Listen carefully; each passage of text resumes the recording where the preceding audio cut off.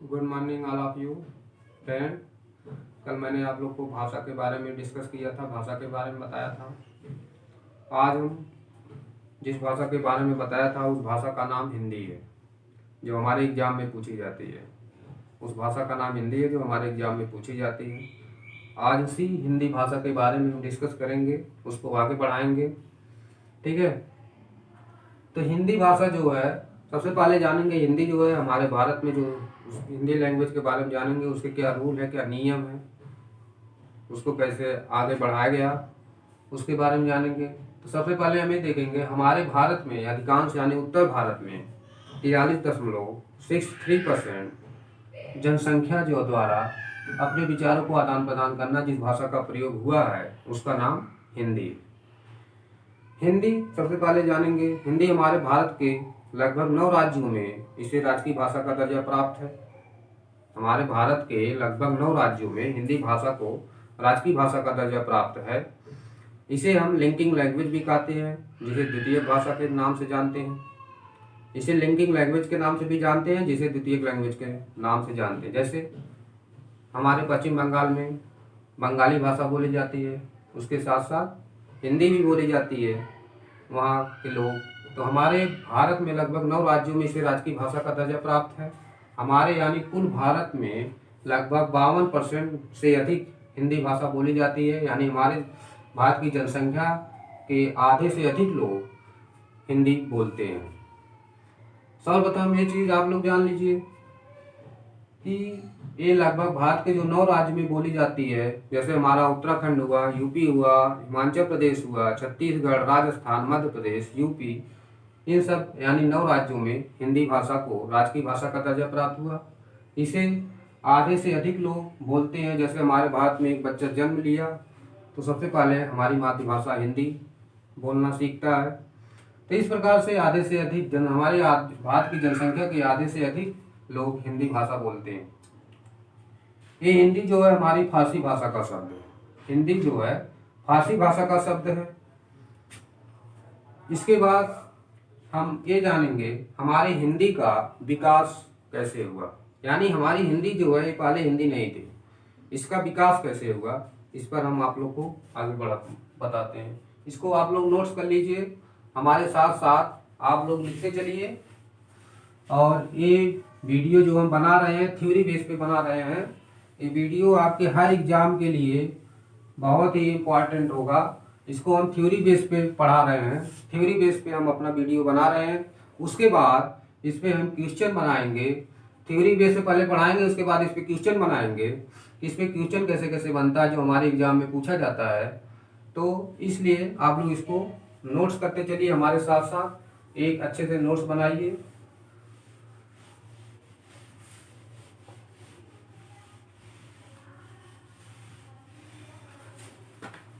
इसके बाद हमारा हिंदी का विकास कैसे हुआ, यानी जो हमारे एग्जाम में जो सब्जेक्ट पूछा जाता है उस सब्जेक्ट का नाम क्या है, हिंदी। तो भाषा का नाम क्या है, हिंदी। उसको हम देखेंगे हमारा विकास कैसे हुआ। आधुनिक हिंदी का विकास।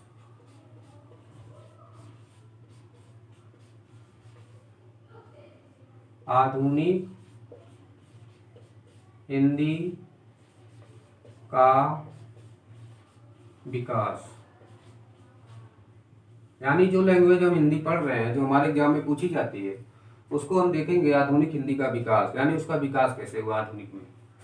सबसे पहले देखेंगे, सबसे पहले वैदिक संस्कृत।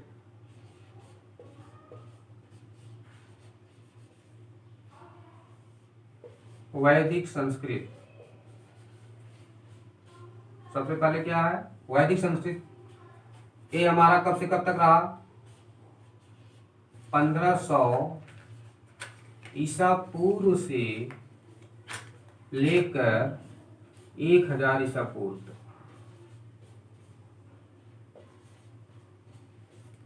1500 ईसा पूर्व से 1000 ईसा पूर्व तक हमारा वैदिक संस्कृत रहा। वैदिक संस्कृत 1500 ईसा पूर्व से 1000 ईसा पूर्व तक रहा। वैदिक संस्कृत में क्या क्या हुआ इसके बारे में जान लीजिए। वैदिक संस्कृत में आर्यों का आगमन हुआ। वैदिक संस्कृत में आर्यों का आगमन हुआ। आर्यों का मुख्य व्यवसाय क्या था? पशुपालन, गाय पालन। आर्यों का, वैदिक संस्कृत में आर्यों का आगमन हुआ, उन लोग का मुख्य व्यवसाय जो था पशुपालन, उन लोग का मुख्य व्यवसाय था। और ये हमारा काल कब से कब तक रहा? 1500 ईसा पूर्व से 1000 ईसा पूर्व, यानी इसी में हमारा जो है वेदों की रचना की गई, आर्यों का आगमन हुआ, उन लोग का मुख्य व्यवसाय जो था हमारा क्या था? पशुपालन था। ये सब वैदिक संस्कृत में ये घटना घटी, ये सब किया गया। उसके बाद दूसरा क्या है? दूसरा कौन काल आता है? लौकिक। दूसरा लौकिक आता है, लौकिक संस्कृत। लौकिक संस्कृत हमारा, इसका काल कब से कब तक रहा? 1000 ईसा पूर्व से 1000 ईसा पूर्व से 500 ईसा पूर्व तक हमारा क्या रहा? लौकिक संस्कृत रहा। लौकिक संस्कृत हमारा 1000 ईसा पूर्व से 500 ईसा पूर्व तक रहा। लौकिक संस्कृत में क्या हुआ? लौकिक संस्कृत में हमारा जो है रामायण महाभारत, लौकिक संस्कृत में जो हमारा रामायण महाभारत, सबसे पहले हमारा वैदिक संस्कृत आया। वैदिक संस्कृत में आर्यों का आगमन हुआ, उसके बाद उन लोग का मुख्य व्यवसाय था पशुपालन। उसके बाद वैदिक संस्कृत से लौकिक संस्कृत का काल आया, जो कि 1000 ईसा पूर्व से 500 ईसा पूर्व। लौकिक संस्कृत में रामायण महाभारत लिखा गया। उसके बाद और क्या इसमें लिखा गया? लौकिक संस्कृत में और क्या इसमें घटित हुआ? रामायण महाभारत लिखा गया। उसके बाद महाकवि कालिदास के जितने रचनाएं हुई, जैसे अभिज्ञान शकुंतलम, मालविकाग्निमित्रम, यानी उनकी जितनी रचनाएं हुई सब लौकिक संस्कृत में हुई। महाकवि कालिदास, रामायण महाभारत, ये सब किसमें आया? लौकिक संस्कृत में आया। सबसे पहले वैदिक संस्कृत, उसके बाद लौकिक संस्कृत, उसके बाद कौन सा काल आया? पाली आया। उसके बाद हमारा क्या आया? पाली आया। उसके बाद पाली आया। ये पाली का काल कब से कब तक रहा? 500 ईसा पूर्व से 500 ईसा पूर्व से फर्स्ट ईस्वी तक रहा। 500 ईसा पूर्व से फर्स्ट ईस्वी तक रहा। पाली हमारा कब से कब तक रहा? 500 ईसा पूर्व से फर्स्ट ईस्वी तक रहा। पाली पाली हमारा जो है 500 ईसा पूर्व से फर्स्ट ईस्वी तक रहा, जिसमें जो है हमारे जैसे गौतम बुद्ध के जो त्रिपिटक हैं, गौतम बुद्ध के जो त्रिपिटक हैं, एक गौतम बुद्ध जो हमारी वहाँ इतिहास आप पढ़ेंगे तो पाली भाषा, वहाँ इसका वर्णन किया गया है गौतम बुद्ध के बारे में। वहाँ हमारी जो भाषा पाली भाषा में लिखी जाती है, ये गौतम बुद्ध के जो त्रिपिटक हैं ये सब, यानी पाली भाषा जो है हमारी गौतम बुद्ध से रिलेटेड है। इसका काल जो है 500 ईसा पूर्व से फर्स्ट ईस्वी तक रहा। उसके बाद आता है प्राकृत। हमारे साथ साथ लिखते चलिएगा, हमारे साथ साथ नोट्स बनाते रहिएगा। उसके बाद प्राकृत आया फर्स्ट ईस्वी से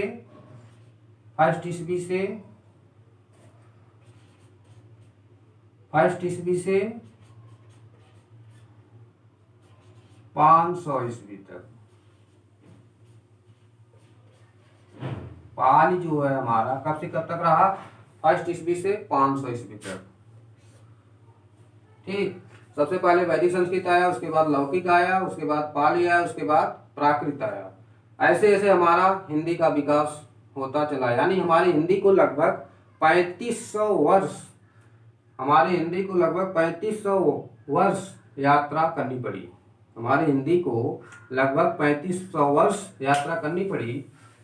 तो ऐसे ऐसे हमारा विकास हो गया। सबसे पहले वैदिक आया, उसके बाद लौकिक में आया, उसके बाद पाली में आया, उसके बाद प्राकृत में आया, उसके बाद अपभ्रंश में आया, उसके बाद अवहट्ट में आया, उसके बाद सौसेनी में आया, उसके बाद पश्चिमी हिंदी आई। पश्चिमी हिंदी में हमारे 5 उपभाषाएं बोली जाती हैं, जो कि उन 5 भाषाओं में एक हमारी खड़ी बोली है।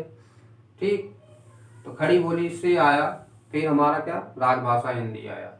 तो इसको नोट्स करते चलिए, इसको नोट्स एक अच्छे से नोट्स बनाइए और इसको नोट्स करते चलिए, हमारे साथ साथ लिखते चलिए, फिर हम इसको आगे बढ़ाते हैं।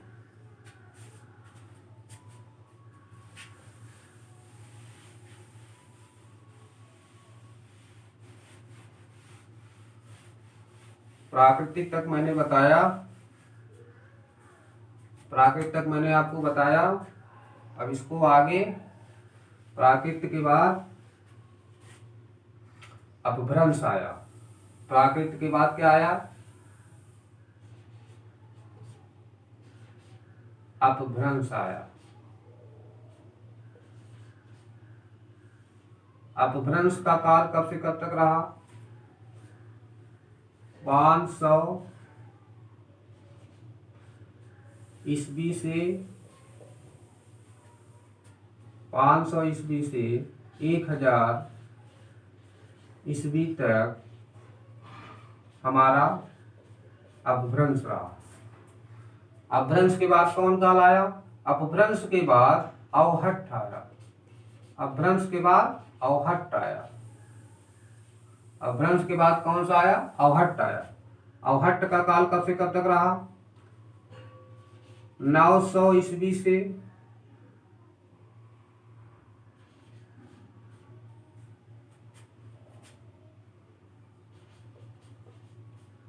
1100 ईस्वी तक। अपभ्रंश के बाद अवहट्ठ आया। अवहट्ठ के बाद सौरसेनी आया।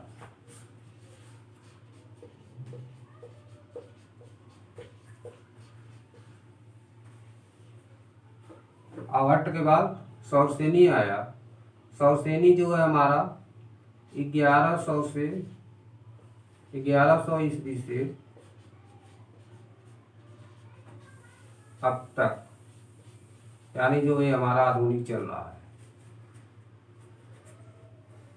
अपभ्रंश, अवहट्ठ, सौरसेनी।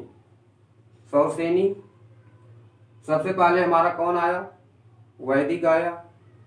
सबसे पहले वैदिक आया, उसके बाद लौकिक आया, उसके बाद लौकिक के बाद कौन आया? पाली आया। पाली के बाद प्राकृत आया। प्राकृत के बाद अपभ्रंश आया। अपभ्रंश के बाद अवहट्ठ आया। अवहट्ठ के बाद सौरसेनी आया। उसके बाद आई पश्चिमी हिंदी। उसके बाद कौन हिंदी आई? पश्चिमी हिंदी आई। उसके बाद पश्चिमी हिंदी आई। पश्चिमी हिंदी में जो हमारे इसमें पांच उपभाषाएं जो बोली जाती हैं पश्चिमी हिंदी में, राजस्थानी, पश्चिमी हिंदी, राजस्थानी, पूर्वी हिंदी, ये सब पश्चिमी हिंदी में 5 उपभाषाएं बोली जाती हैं। पश्चिमी हिंदी में कितनी उपभाषाएं बोली जाती हैं? 5 उपभाषाएं बोली जाती हैं। पश्चिमी हिंदी में 5 उपभाषाएं बोली जाती हैं। उसी 5 उपभाषाओं में एक है खड़ी बोली।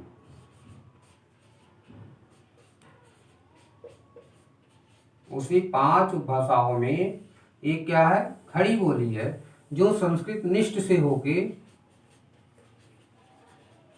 जो संस्कृत निष्ठ से होकर हमारी राजभाषा में परिवर्तित हो गई। तो पश्चिमी हिंदी के बाद खड़ी बोली, फिर खड़ी बोली के बाद क्या हुआ? इसे राजभाषा का दर्जा दिया गया। राजभाषा, राजभाषा का दर्जा दिया गया। राजभाषा हिंदी। राजभाषा हिंदी को हमारे संविधान में इसे 14 सितंबर 1949 को राजभाषा में इसको वर्णन इसका किया गया। 14 सितंबर 1949 को राजभाषा हिंदी इसे हमारे संविधान में लिखा गया। उसके बाद राजभाषा मतलब क्या होता है? राजकाज की भाषा। तो ये हमारा जो है आधुनिक हिंदी का विकास कैसे कैसे हुआ, इसके बारे में मैंने आपको बताया। कैसे कैसे हमारा हिंदी, आधुनिक हिंदी का विकास हुआ। हिंदी हमारे भारत में कितने % बोली जाती है, इन सब चीज़ों पे मैंने डिस्कस किया।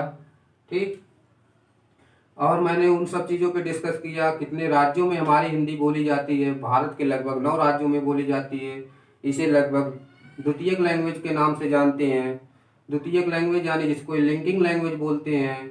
लिंकिंग लैंग्वेज यानी जैसे हमारे पश्चिम बंगाल हुआ, पश्चिम बंगाल में जैसे बंगाली बोली जाती है तो वहाँ के लोग भी हिंदी जानते हैं। हमारे भारत में कोई बच्चा जन्म लिया तो सबसे पहले मातृभाषा हिंदी वो बोलना सीखता है।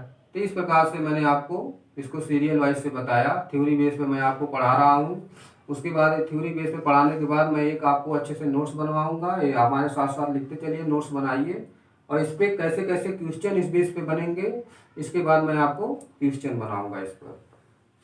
ठीक है।